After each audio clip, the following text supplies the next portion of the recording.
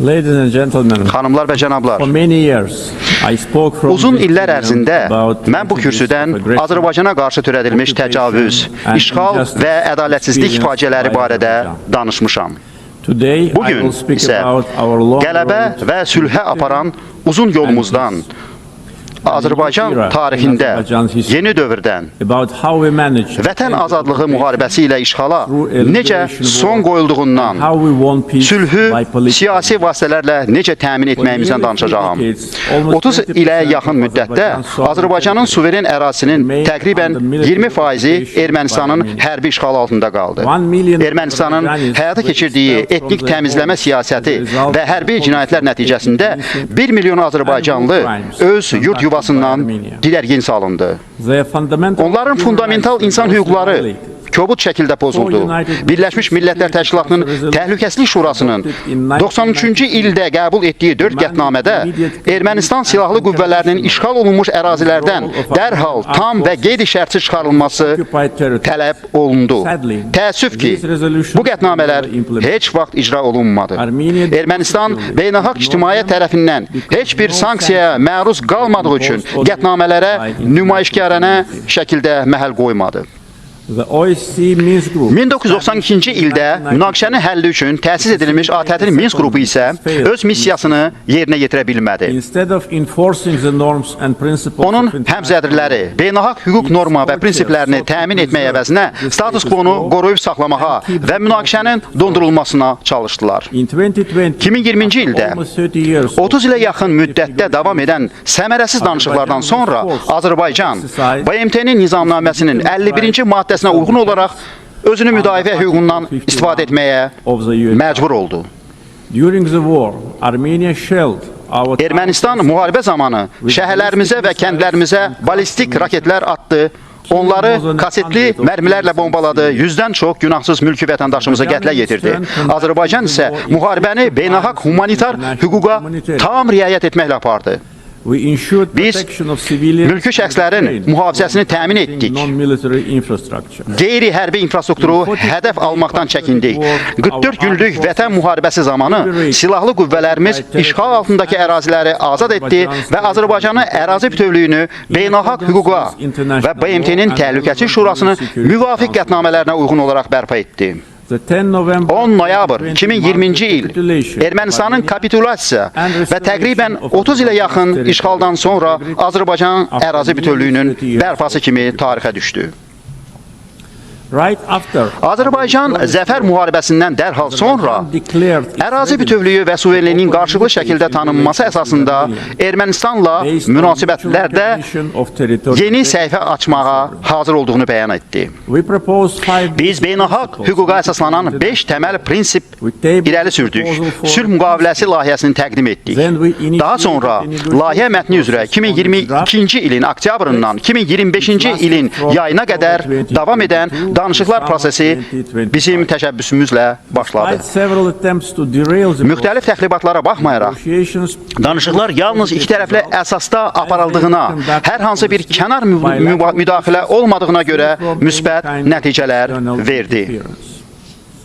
Bu ilin avqustun 8-də Vaşinqtonda, Ağ Evdə ABŞ, Azərbaycan və Ermənistan liderlərinin iştirakı ilə Azərbaycan və Ermənistan Xarici İşlər Nazirləri sülh müqaviləsi mətnini parafladılar. Eyni gündə Azərbaycan Prezidenti və Ermənistan Baş Naziri birgə bəyanat imzaladılar.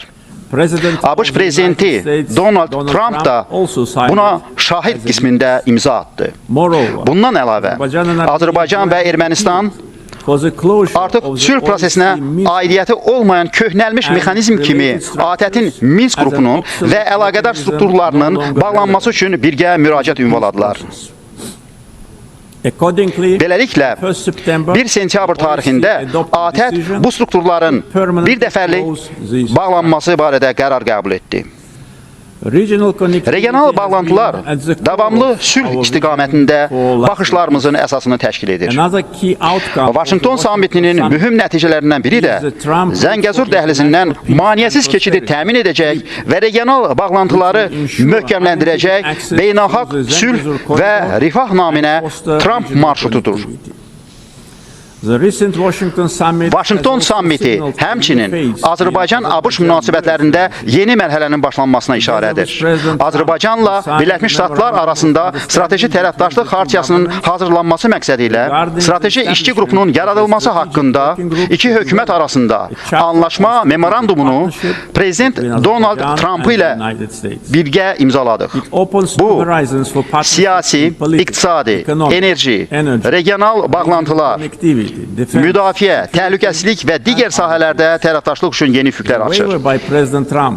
Eyni zamanda Prezident Trump'ın 1992-ci ildə azadlığa dəstək aktına 907-ci düzəliş şəklində Azərbaycana qarşı tətbiq olunmuş sanksiyaların icrasının dayandırılması qərarı da tarixi addımdır.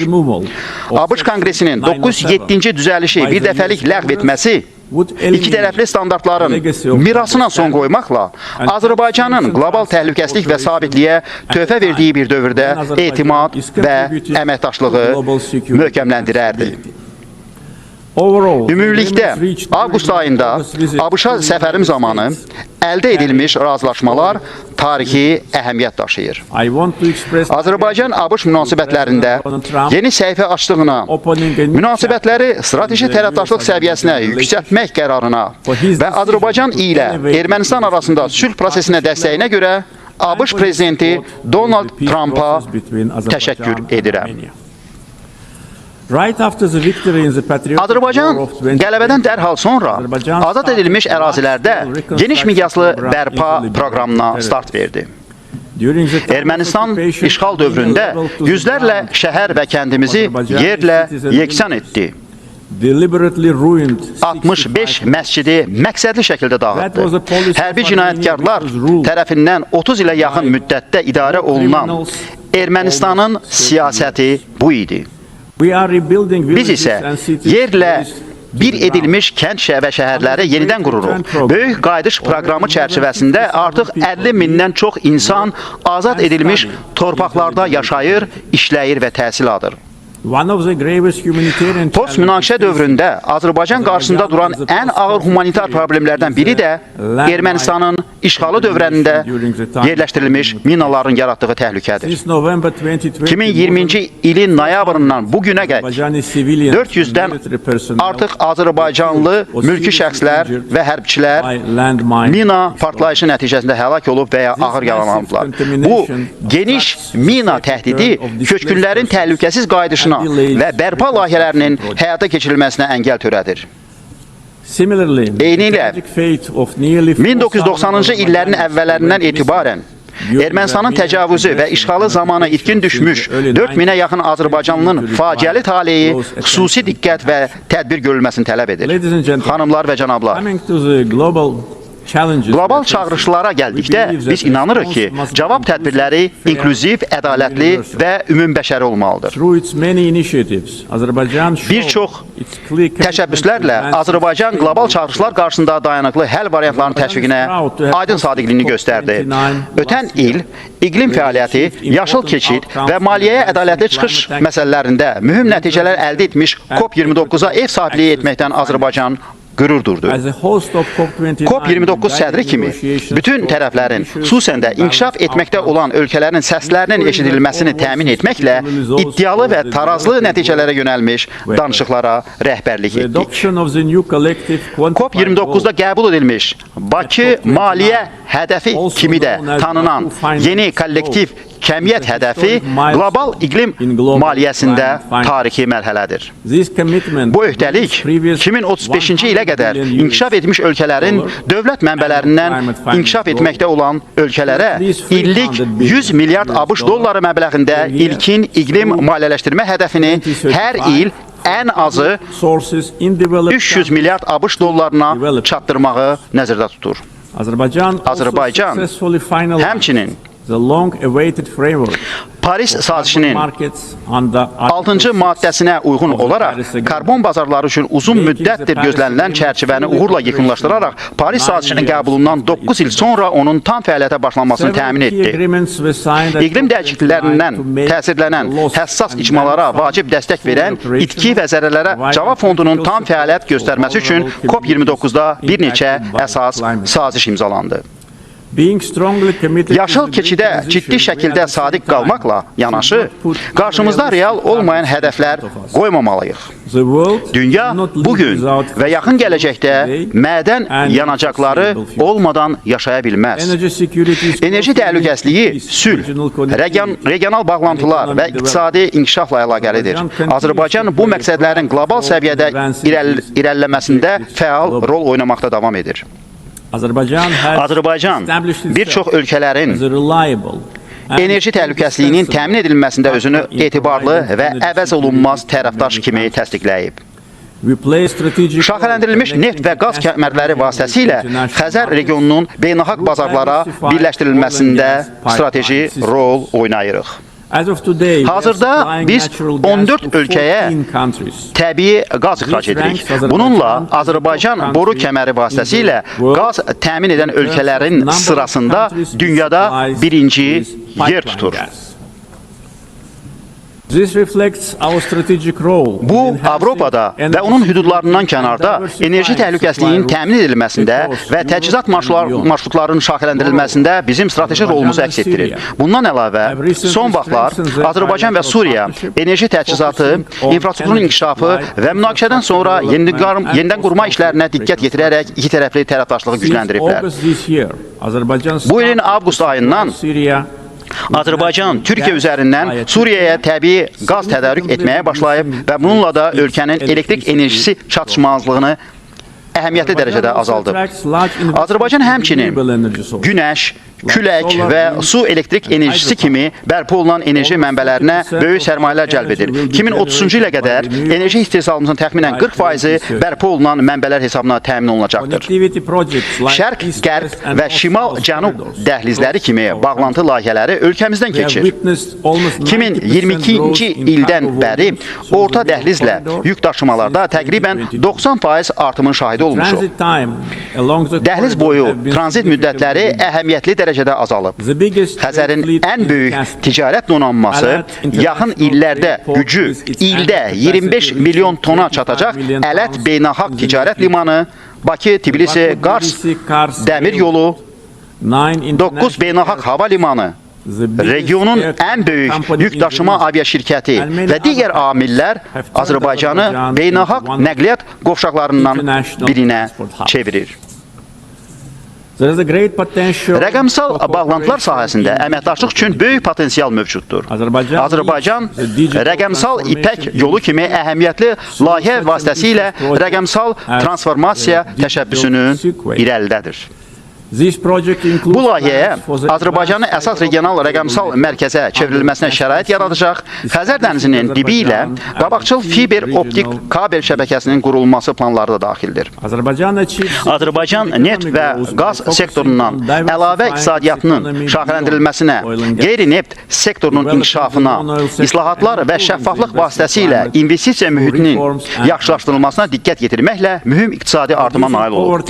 Yoxsulluğun və işsizliyin tarixi minimum həddə 5%-ə endirilməsi ölkəmizin daha bir nailiyyətidir. Bu yaxınlarda iki aparıcı beynəlxalq reyting agentliyi Moody's və Fitch Azərbaycanın reytingini artırdı.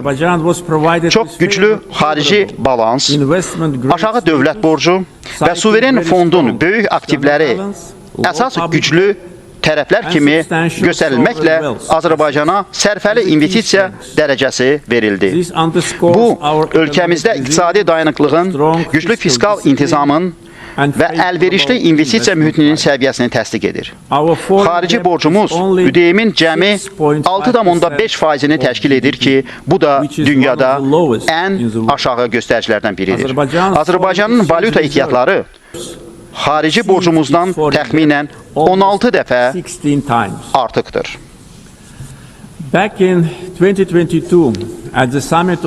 2022-ci ildə Xəzəryanı dövlət başçılarının zirvə görüşündə Xəzər dənizində ətraf mühitin pozulması məsələsini qaldırdım. Bugün vəziyyət daha acınacaqlıdır. Xəzər dənizi sürətlə azalır.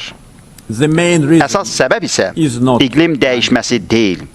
Joint efforts Gözlənilməz nəticələri ilə ekoloji faciəni dayandırmaq üçün Xəzəryanı dövlətlərin bir with unpredictable eyni səyləri zəruridir. Azərbaycan həmçinin həmin problemin həlli üçün BMT ilə sıx əməkdaşlığa hazırdır. Ladies and gentlemen, Xanımlar və cənablar, Azerbaijan is proud Azərbaycan of global humanitarian qlobal assistance səviyyədə humanitar yardım səyləri ilə qürur duyur. Biz aid to təbii countries affected by natural disasters. fəlakətlərdən, münaqişələrdən və səhiyyə sahəsində böhranlardan zərər çəkən ölkələrə yardım göstəririk. Azərbaycan COVID-19 pandemiyasına qarşı cavab tədbirləri istiqamətində 80-dən çox ölkəyə qoruyucu avadanlıqlar, tibbi cihazlar və vaksinlər ianə edib və maliyyələşdirib. Azərbaycan yeni bir dövrə qədəm qoyub. Biz həm müharibəni utduq, həm sülhü qazandıq. İşğala son qoyduq və bərpa işlərinə başladıq. Ədalət zəfər çaldı. Suverenlik möhkəmləndi və sülh de facto təmin olundu. Biz bu müsbət təcrübəmizi paylaşmağa hazırıq. Son illərdə əldə etdiyimiz nailiyyətlər yalnız Azərbaycanın qələbəsi və uğuru deyil.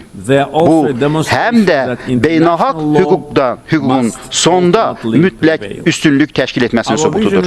Bizim baxışlarımız aydındır. Bunlar beynəlxalq hüquqa əsaslanan sülh və inkişaf, dövlətlərin daxili işlərinə qarışmama, qarşılıqlı hörmət və əməkdaşlıqdır. Gəlin birlikdə ikili standartların aradan qalxdığı, ədalətin selektiv olmadığı, qanunun aliliyinə hörmət edildiyi, sülhün təkcə sözlərlə deyil, əməli işlərlə təmin olunduğu bir dünya quraq.